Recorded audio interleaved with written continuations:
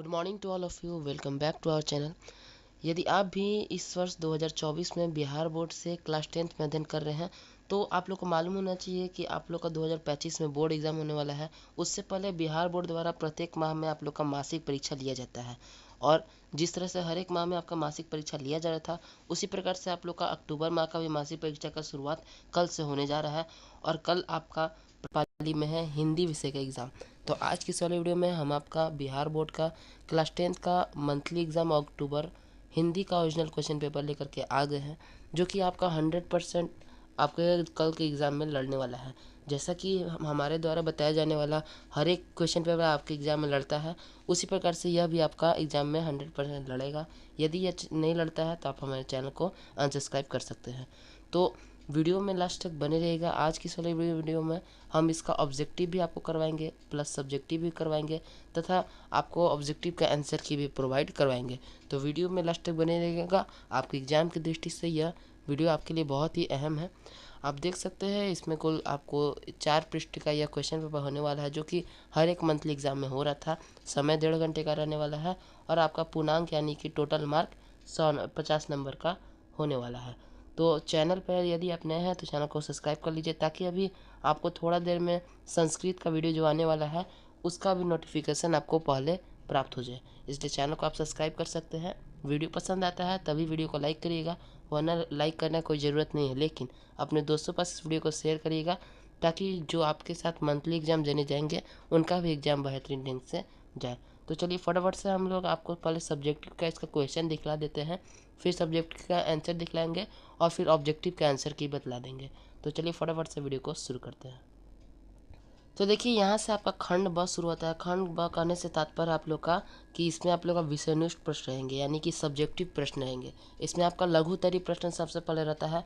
लघुत्तरी प्रश्न में 2 अंक का नंबर यह रहता है और आपको 10 में से 5 प्रश्नों का उत्तर देना रहता है। प्रश्न आप देख सकते हैं इसी प्रकार से आपके एग्जाम में आएगा। पहला है कि नगर शीर्षक कहानी के लेखक कौन है और इनकी प्रमुख पात्रा का नाम लिखना है। तो यह आपका वर्णिका बुक से लिया गया क्वेश्चन। दूसरा, मेट्रेन ने माँ को कैसे आश्वासन दिया। तो यह भी आपका वर्णिका बुक का क्वेश्चन है। फिर उसका बाद है आपका मन लेहूँ पे देहूँ छटक नहीं कि से कवि घनानंद का क्या अभिप्राय है। यह आपका घनानंद का पद खंड से लिया गया प्रश्न है। अगला बात करें, चौथा है कि कवि सुमित्रा नंदन पत्र की दृष्टि से आज भारत माता का तप संयम क्यों सफल है। और उसके बाद 5वां नंबर प्रश्न है कि हरि रस से गुरु नानक का क्या अभिप्राय है। बढ़ते हैं हम अगले पेज की ओर। अगला प्रश्न है आपका प्रश्न संख्या 6 है कि प्रज्वलित क्षण की दोपहरी से कवि अज्ञेय की आशय क्या है। तो यह आपका जो अज्ञेय चैप्टर लेखक हैं उनके चैप्टर से लिया गया है। अगला है 7वां आपका कि विष के दांत कहानी शीर्षक में खोखा किन मामलों में अपवाद था। तो यह आपका चैप्टर 2 से लिया गया है, गद्य खंड के। और उसके बाद है 8वां प्रश्न कि अम्बेडकर का पूरा नाम क्या था और इनका जन्म कहाँ हुआ था। तो अम्बेडकर का पूरा नाम भीमराव अम्बेडकर था और इनका पूरा जन्म इनका मध्य प्रदेश के महू में हुआ था। उसका 9वां है कि परंपरा का मूल्यांकन शीर्षक पाठ की कौन सी विद्या है और इसके लेखक कौन है। और अंतिम प्रश्न है आपका कि बहादुर अपने घर से क्यों भाग गया। तो इस प्रश्न ज़्यादा हार्ड नहीं है, सभी सिंपल प्रश्न है। केवल 5 का आपको उत्तर देना है। आप देख सकते हैं बहुत सारे लोग को शक होता होगा, तो उनको दिखला देते हैं। यहाँ पेज के ऊपर में जो आपका लिखा रहता है अक्टूबर 10th यानी कि अक्टूबर मंथली एग्जाम क्लास 10th का यह क्वेश्चन पेपर है, यह बिल्कुल फेक पेपर नहीं है। तो इतना तो था आपका लघु उत्तरीय प्रश्न, जिसमें आपको 10 में से 5 का जवाब देना है, जो कि हम आगे आपको दिखलाएंगे। उससे पहले हम आपको दीर्घ उत्तरीय प्रश्न दिखला देते हैं। देखिए दीर्घ उत्तरीय प्रश्न में है कि प्रश्न संख्या 11 से 15 दीर्घ उत्तरीय है। किन्हीं 3 प्रश्न का उत्तर देना है, प्रत्येक के लिए 5 अंक निर्धारित है। तो देखिए दीर्घ उत्तरीय प्रश्न में मंथली एग्जाम में बिहार बोर्ड द्वारा एक चेंज लाया गया है कि आप लोग का निबंध भी इस पर दिया गया है। तो आगे हम लोग बतलाएंगे किन किन विषयों पर निबंध लिखना है। उससे पहले आपका पहला प्रश्न है कि लौट कर आऊँगा फिर शीर्षक कविता के आधार पर बंगाल के भोर का चित्रण करें, मतलब बंगाल में कैसा भोर हो रहा था। दूसरा है कि लक्ष्मी तहसीलदार साहब के यहाँ क्यों काम करती थी और लक्ष्मी को किस चीज़ की चिंता खाई जा रही थी। तो आपका तीसरा प्रश्न है मदन और ड्राइवर के बीच विवाद के द्वारा कहानीकार क्या बतलाना चाहते हैं। और चौथा प्रश्न है आप लोग का एक बिंदु पर आप लोग को निबंध लिखना है, जिसमें आपका पहला बिंदु है संचार क्रांति पहला आपका बिंदु है, जिसमें भूमिका लिखना है आपको, लाभ हानि लिखना है और निष्कर्ष लिखना है। उसके बाद स्त्री शिक्षा पर लिखना है आप लोग को। स्त्री शिक्षा में आप लोग का टॉपिक दिया गया है भूमिका, आवश्यकता और निष्कर्ष। तीसरा आपका मेरे आदर्श महापुरुष पे लिखना है। तो मेरे आदर्श महापुरुष पे आपको भूमिका लिखना होगा, महापुरुष का परिचय लिखना होगा, प्रिय होने का कारण लिखना होगा, क्यों वह आपके प्रिय हैं, और उपसंहार लिखना होगा। और अंत में आपको दुर्गा पूजा पर लिखना है, जो कि इसमें से सबसे सिंपल है, आप आराम से लिख दीजिएगा। और एक और चेंज इन बिहार बोर्ड द्वारा डाला गया कि आपको पत्र भी इसमें जोड़ा गया है। तो 15 में है प्रश्न संख्या कि निर्धक छात्र कोष की सहायता हेतु अपने प्रधानाध्यापक को एक आवेदन पत्र लिखना है, वरना अथवा भी इस बार दिया गया है। इसमें अथवा क्या दिया गया है देखेंगे हम लोग अथवा के बारे में। तो इसमें अथवा दिया गया है कि प्रदूषण की समस्या पर शिक्षक और छात्र के बीच संवाद लिखना है। तो यह कुल प्रश्न थे आप लोग का। दीर्घ उत्तरी में 5 प्रश्न में से 3 का उत्तर देना है। चलिए फटाफट से हम आपको सब्जेक्टिव का आंसर दिखला देते हैं। तो देखिए यह रहा आपका आंसर पूरा का पूरा 5 लघु उत्तरीय प्रश्न का है। पहला है कि नगर शीर्षक कहानी में लेखक कौन है, और इस कहानी की प्रमुख पात्रा का आप लोग को नाम लिखना है। तो आप लोग को मालूम होना चाहिए कि इस कहानी के लेखक आप लोग के ये जो कहानी आपका सुचारत वरिचित नगर शीर्षक कहानी वर्णनात्मक कहानी है, जिसमें आप लोग का मुख्य पात्र इसमें है सुजाता। सुजाता इनके लेखक का नाम है शायद। तो यहाँ आप उत्तर लिख सकते हैं। उसके बाद दूसरा प्रश्न है आप लोग का मेट्रेन ने माँ को कैसा आश्वासन दिया।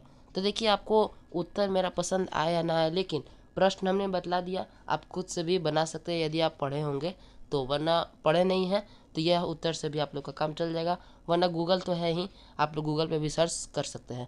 तो मेट्रेन की माँ को कैसा आश्वासन दिया गया। तो मेट्रेन ने यह कहा कि आज तक मंगू की माँ थी, पर जब आप इसे अस्पताल में छोड़ जा रही हैं तब मैं इसकी नई माँ बन गई हूँ।